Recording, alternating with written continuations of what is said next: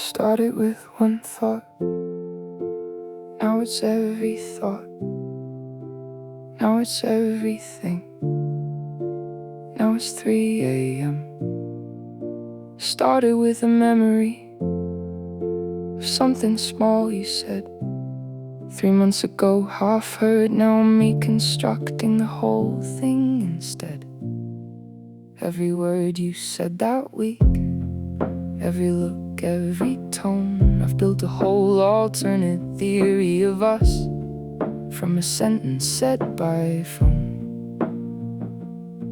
And I know the spiral isn't rational. I know I'm adding meaning where there's none. But at 11 p.m. one thought is manageable, and by 2 a.m. it's everything we ever done. One thought, that's all it takes. One thought and then the spiral, and then it's morning and I don't know how I got here. One thought becomes the whole thing, becomes the case I'm building, becomes the verdicts, becomes the 3 a.m. One thought, that's all it takes. I've tried interrupting the spiral before it lands. I've tried the naming of the thought and letting go technique. I've tried getting up and making tea and writing it down and going back to sleep.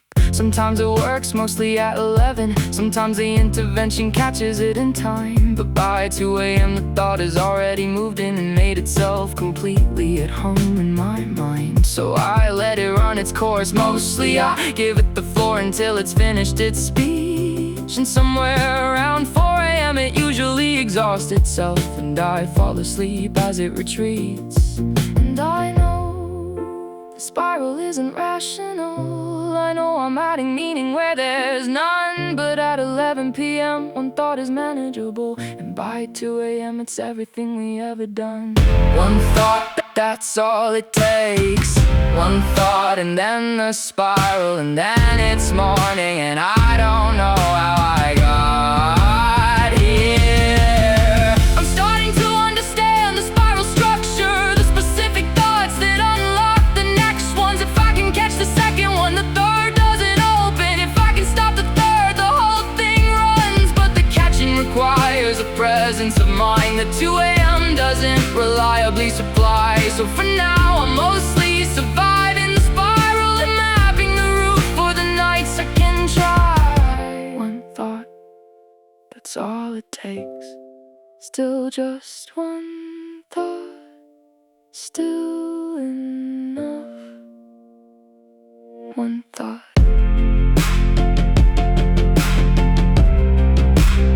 Still 3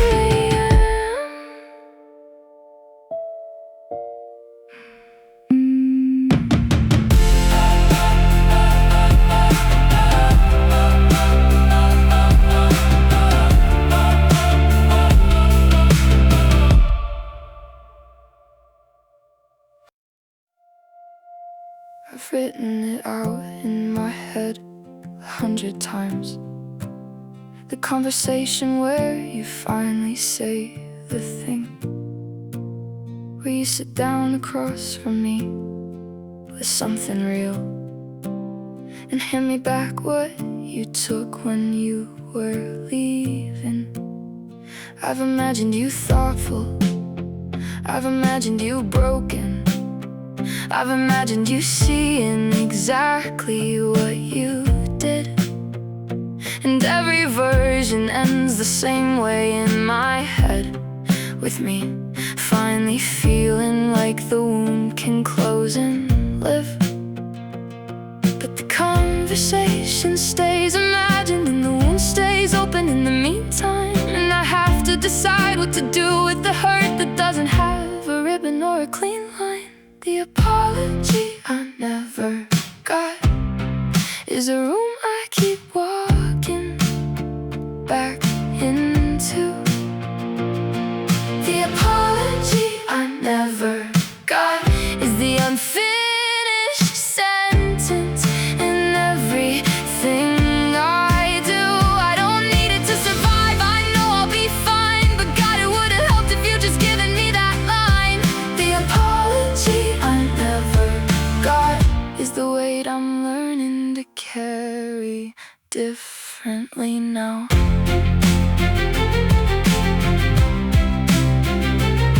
I asked a therapist once what you do when they don't. She said some people just aren't built for accountability. Said the closure I was looking for was mine to make, not something I could wait for them to give to me. I understood the words, but it took me longer to understand the thing the words were pointing at. That I could put the case down even without verdict. That the jury doesn't have to come back. The apology I never got is a room I keep walking back into. Writing my own ending to this. I'm deciding what it means on my own.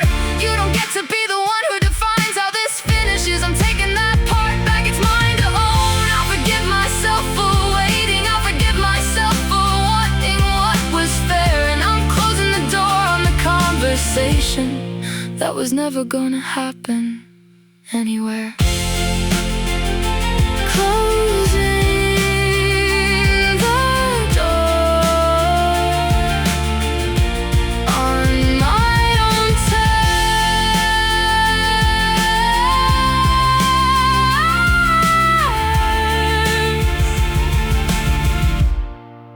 Closing the door.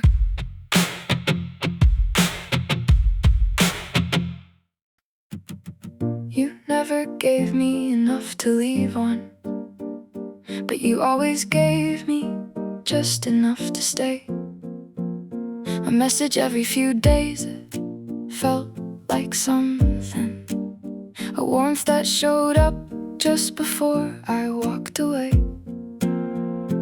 I got good at reading minimal signals, turning a like into a declaration, a voice note into evidence of feelings, and maybe into a confirmed invitation. I know what you were doing, I knew at the time, but knowledge isn't the thing that makes you go. You were giving me just enough light to follow without ever letting me find the source, you know. You were leaving breadcrumbs through the dark, and I was following every single one. You leaving breadcrumbs through the dark, never arriving anywhere, just keeping me from done. I wasn't stupid, I was hopeful, there's a difference. I could see it clearly while I was still inside. You leaving breadcrumbs through the dark, and I kept choosing to follow every time. Follow every time. Myself, you were complicated, not careless. The depth required more decoding than the rest. I made a whole mythology around your distance, turned avoidance into mystery and called it depth. I think I needed to believe in the potential more than I needed someone present and real. I was in love with what this could be at maximum, not with what it actually was. If we're being real, you were leaving breadcrumbs through the dark, and I was following every single one. I'm done navigating with no destination. I'm done calling ambiguity interesting. I want someone who shows up without a hidden agenda, who's as present in the doing as in the promising. You can keep the breadcrumbs, I'm done with the trail. I'd rather be alone than be strung along. I'm done with the elegant uncertainty of you. I'd rather have something plain and true than something wrong. Plain and true. Plain and true.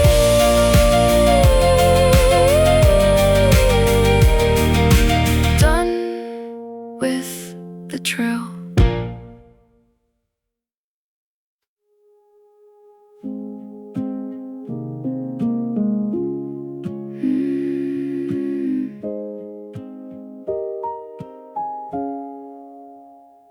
We did everything that couples do, we just never said the word.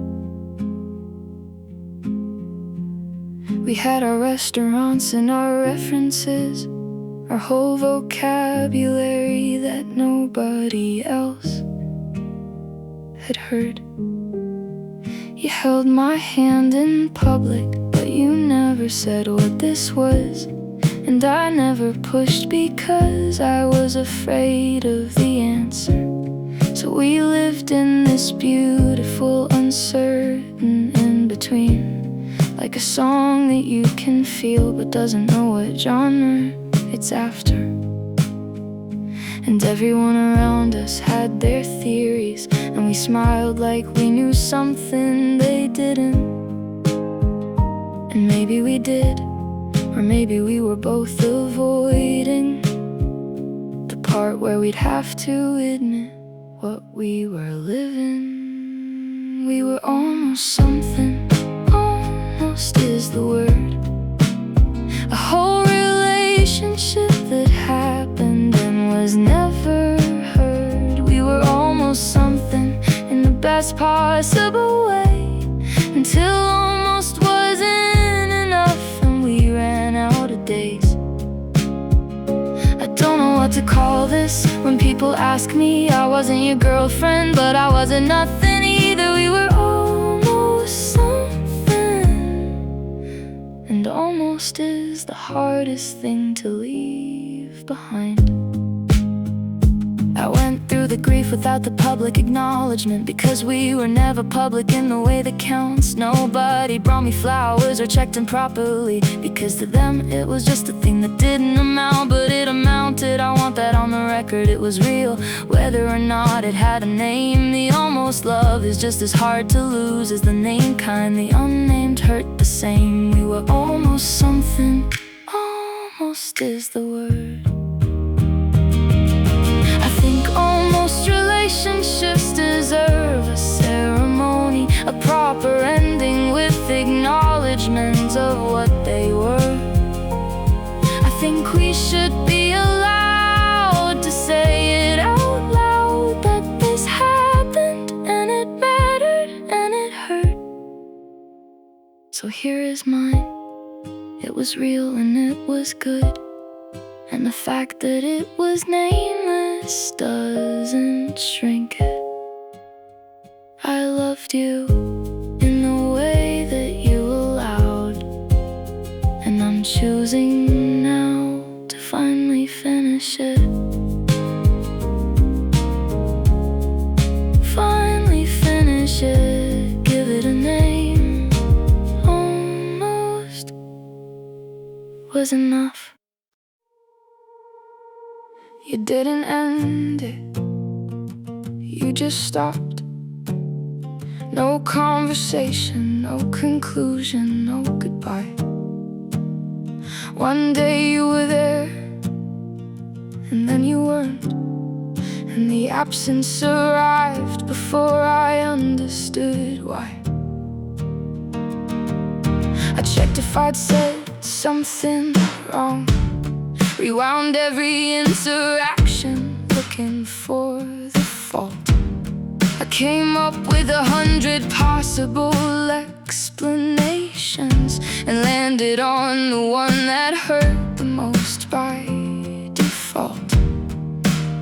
Because when someone disappears without a word, the story you tell yourself is rarely kind. You become the author and the villain simultaneously in the narrative left behind. You ghosted me and left me with the haunting, with the silence shaped exactly like your presence. You ghosted me and left me with the questions that don't have answers, because you're not here to give them. I deserved a sentence, even a hard one. I deserve the respect of knowing what this was. You ghosted me and kept on living while I was stuck in the ambiguity you caused.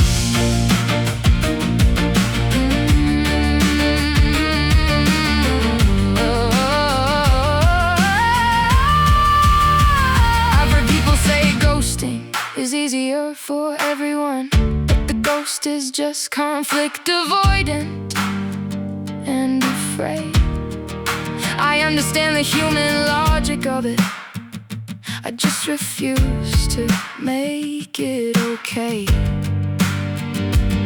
Because on the other end of someone's easy exit is a person asking why in the dark for weeks. This is a person building a case against themselves, using the silence as evidence of what it means.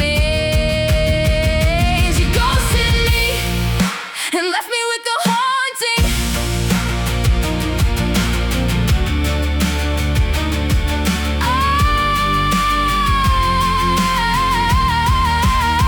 I'm gonna let this go eventually. I know that's how this ends. I stop waiting, I move on. I'm gonna get to the other side of the unanswered, and it's gonna mean something that I carried on. But right now, in this moment, I want you to know, if you ever wonder if it mattered, it did. And if you wonder whether someone missed you, yes. And if you think about what you left, this is it. This is what you left. This is it. This! Oh!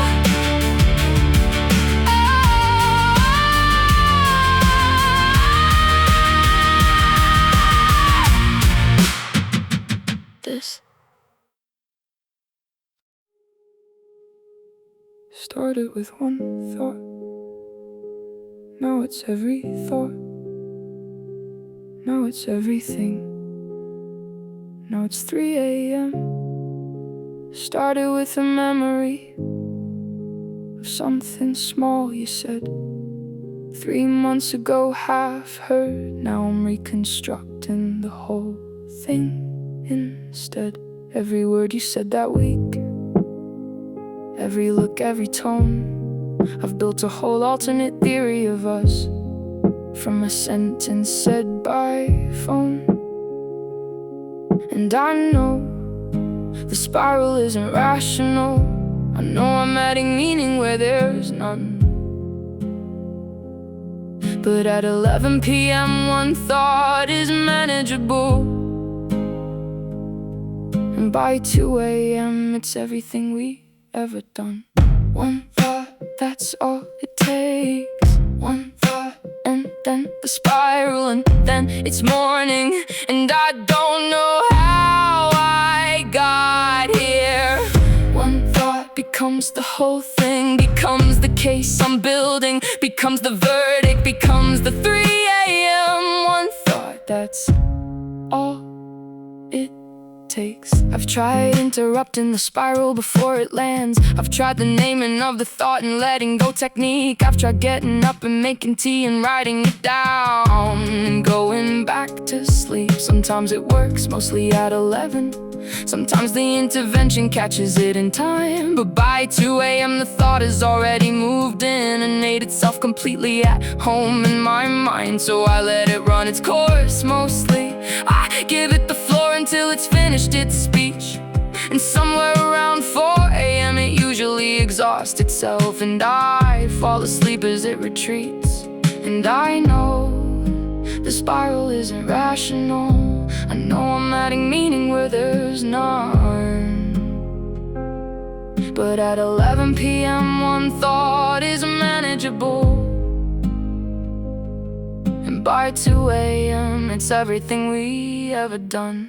One thought, that's all it takes. One thought, and then the spiral, and then it's morning, and I don't know how I got here. I'm starting to understand the spiral structure, the specific thoughts that unlock the next ones. If I can catch the second one, the third doesn't open. If I can stop the third, the whole thing runs. But the caption requires a presence of mind that 2 a.m. doesn't reliably supply. So for now I'm mostly surviving the spiral and mapping the route for the nights I can try. One thought, that's all it takes. Still just one thought, still enough. One thought, still 3 a.m.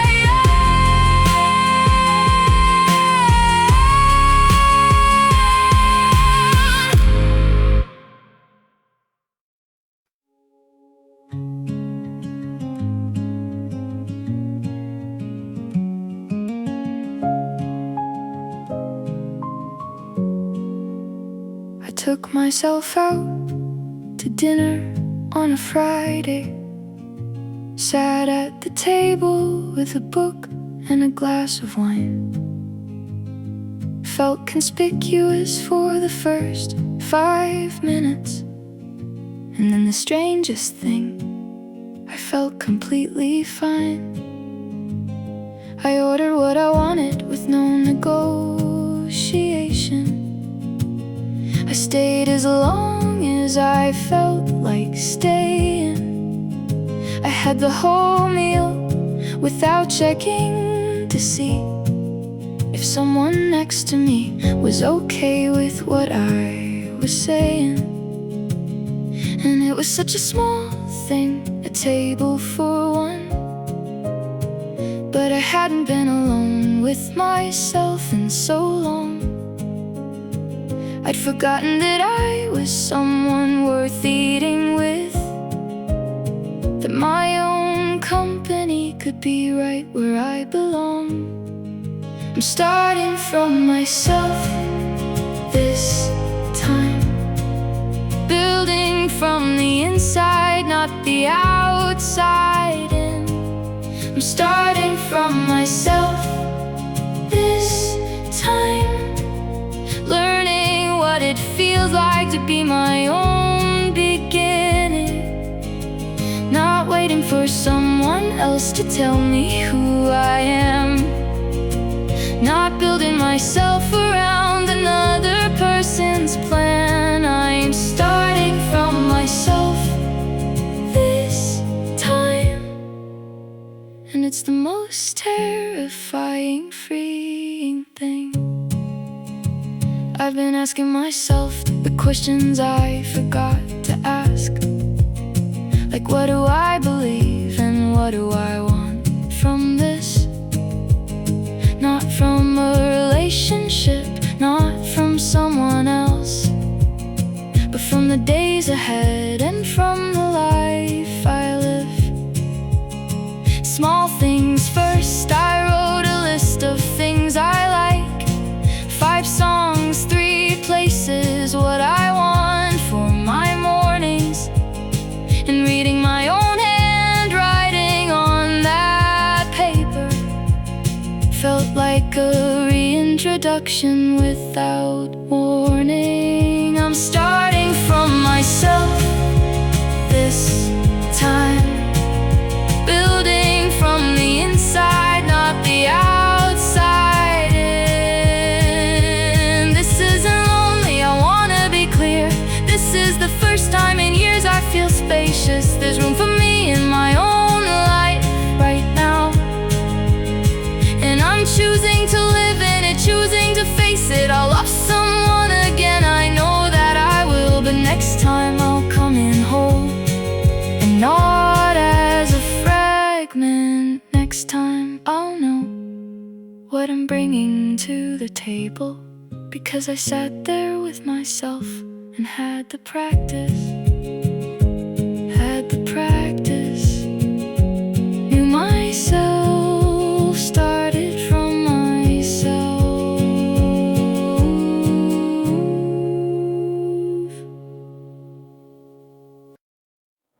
I sent you something at 2:30. I won't tell you what it said, but you already know.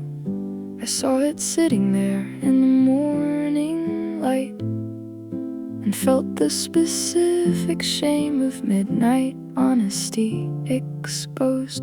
I thought about deleting it before you read it, but the ticks were blue by then, the damage done. So I sat with the embarrassment of being human, of needing something and letting it be shown. There's something about the late hour that dissolves the careful architecture of not needing. At 2 a.m. the wall comes down completely, and all that's left is the honest person underneath. I only say the true things after midnight, when the filter's low and the feeling's high. I only say the true things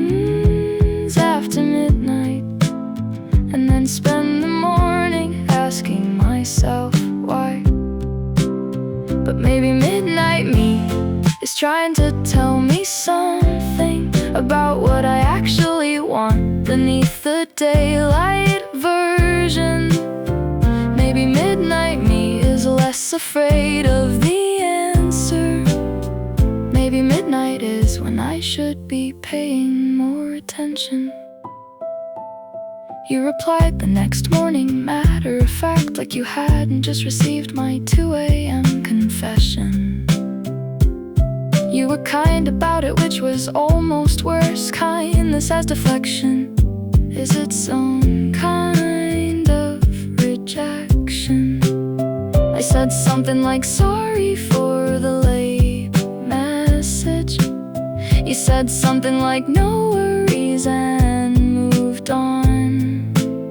And we spent the next week building back the distance from the honesty of what I'd said at one.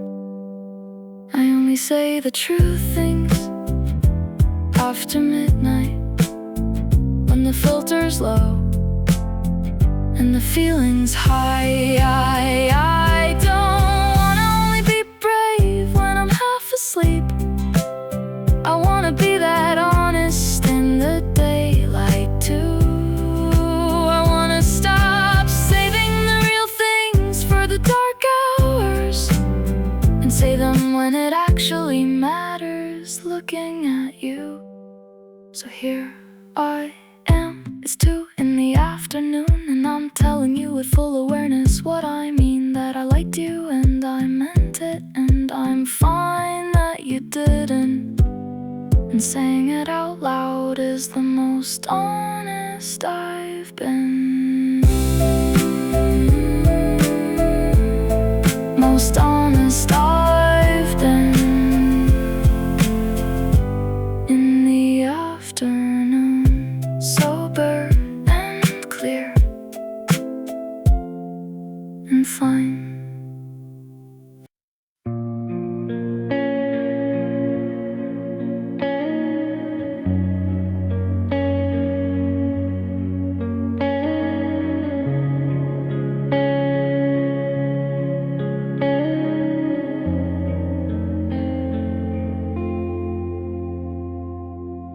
The room is quiet, but my mind is loud.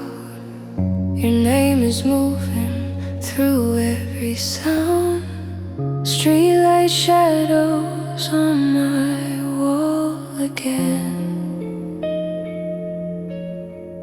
They look like memories I can't defend. I try to sleep tonight, but sleep won't come. Your voice is whispering where you're not from. I'm still awake with you in a world where you're gone. Still hearing every word like an unfinished song. Your ghost sits next to me in this blue midnight view. The whole night fades away, but I'm still here with you.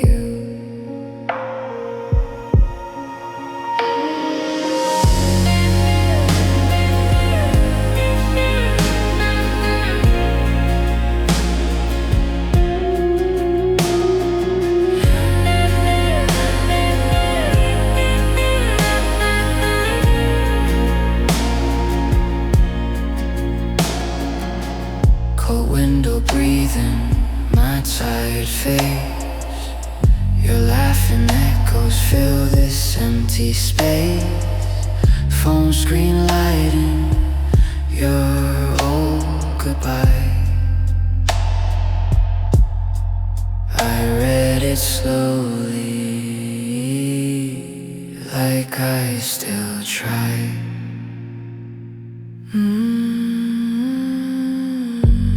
If love could stay in there, you'd still be everywhere.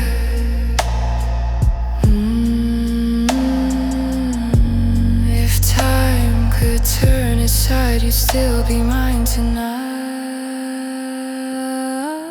I'm still awake with you, though morning's getting near. The sun will rise again, but you won't reappear. So I'll just close my eyes and live one dream come true,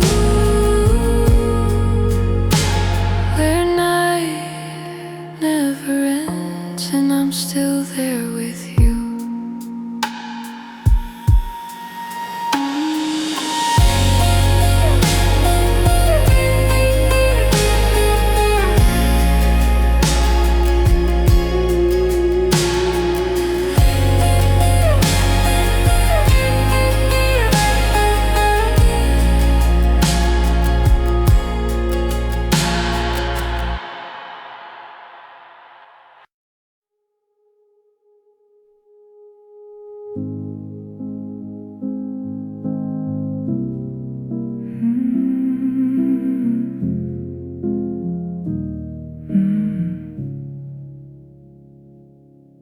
You left like it was any other night, like the door would open again. I didn't hold on long enough, because I thought I had until then. I've been trying to remember every word, the way you stood. Would I have held on longer if I'd known that was for good? The night we didn't say goodbye, just see you soon.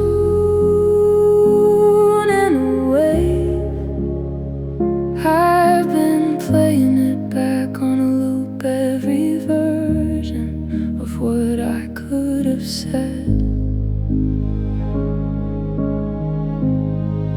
The night we didn't say goodbye was the last night we had,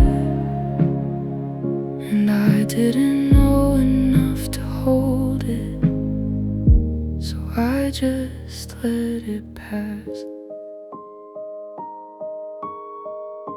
I think about the hug I didn't give, the words I didn't say. I think about the way I watched you go, like I had 1,000 more days. The night we didn't say goodbye, just see you soon.